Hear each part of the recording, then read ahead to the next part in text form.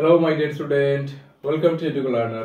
Dear student, দশম শ্রেণীর সরল সুদের আমরা 1 2 3 4 কমপ্লিট করেছি। এই ভিডিওতে আমরা 5 নম্বর অঙ্ক সলিউশন করব।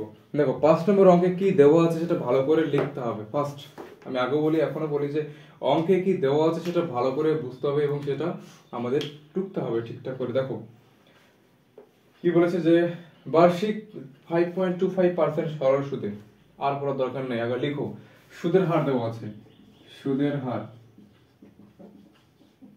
আর এর মান কত দেওয়া আছে বলো তো? তোমার হচ্ছে 5.25%। আচ্ছা এরপরে কি দেওয়া আছে বলো তো? আচ্ছা হয়ে গেল। শোভা দেবী একটি ব্যাংক থেকে কিছু টাকা জমা রাখেন। কিছু টাকা জমা রাখেন। আচ্ছা আসল কত বলো? আসল মানে কি প্রিন্সিপাল ব্র্যাকেটে পি সমান সমান পি টাকা। এটা আমরা কি লিখবো? এটা ধরি। যদি আমি শেষে লিখে ধরি তো অবশ্যই ব্র্যাকেট দেবো, মানে আসল কিন্তু দেওয়া নেই। আসল আমরা ধরে নিয়েছি, আসল হচ্ছে পি টাকা। এটা দেখো ব্র্যাকেটে আমি কি লিখেছি? ধরি লিখেছি। ঠিক বাস হয়ে গেল। নেক্সট কি বলেছে দেখো তো? নেক্সট বলেছে যে একটি কিছু টাকা জমা রাখেন 2 বছর পর তিনি। বাস সময় কত বছর বলো তো? সময়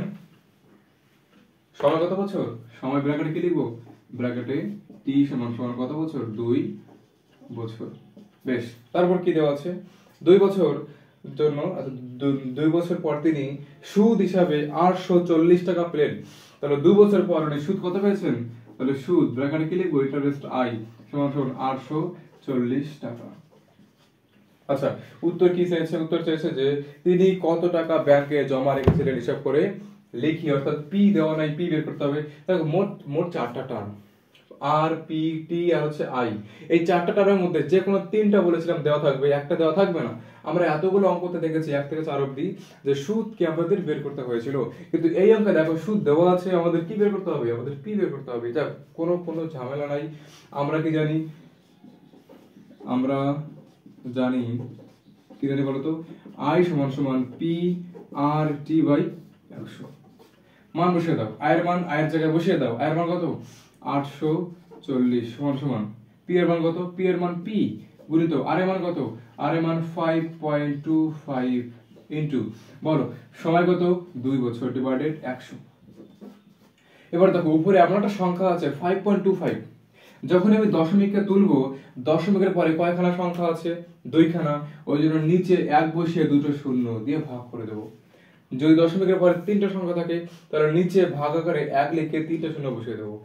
দশমিকের পরে 2খানা সংখ্যা ছিল, ভাগের নিচে 1 দিয়ে দুটো শূন্য বসিয়ে দিয়েছি। ঠিক এবার দেখো সমান সমানের এ পারে ও পারে উপরে উপরে কাটবে, নিচে নিচে কাটবে। বুঝতে পেরেছো? আচ্ছা আপাতত আমরা কাজ করব। তাহলে কি হবে? সেটা হচ্ছে 25 তাহলে 25 যোগ 4 ওখানে 2 থাকবে, এখানে কি থাকবে? তাহলে 25 কত হবে? 25 কি হবে? 225। আচ্ছা তারপরে দেখো উপরে 25 কেটেছে, নিচেও 25 দিয়ে কাটবো। 100 কে 25 কেটে কত হবে? 4 25 কত হবে? দেখো 2 4 দুগুণ কত হবে? 2 দুগুণ 4।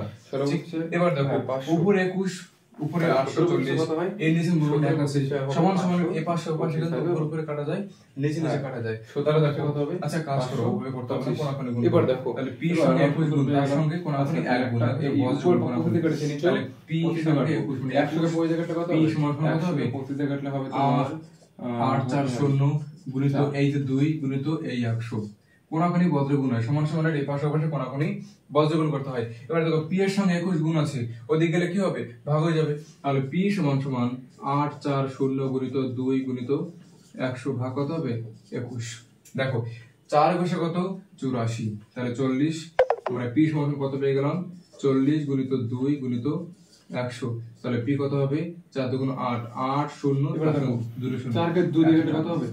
2 উপরে 2 কে আসল কত পেয়ে যাচ্ছি? 1 আসল 8 দিয়ে গেছি। দেখো অঙ্কটা খুব সহজ ছিল। এখানে শুধু দেওয়া ছিল, আসল দেওয়া ছিল না, সময় দেওয়া ছিল, কিন্তু উপরে আমাদের 3 টাকা ইউজ করে আসল বের যে কোনো সংখ্যা আমরা আসল পেয়ে গেছি কত? এবার 17 কে যদি কোনো রকম সমস্যা অবশ্যই আমাকে জানাবে। আজকে অবধি দেখাবে নেক্সট ক্লাসে। জয় হিন্দ।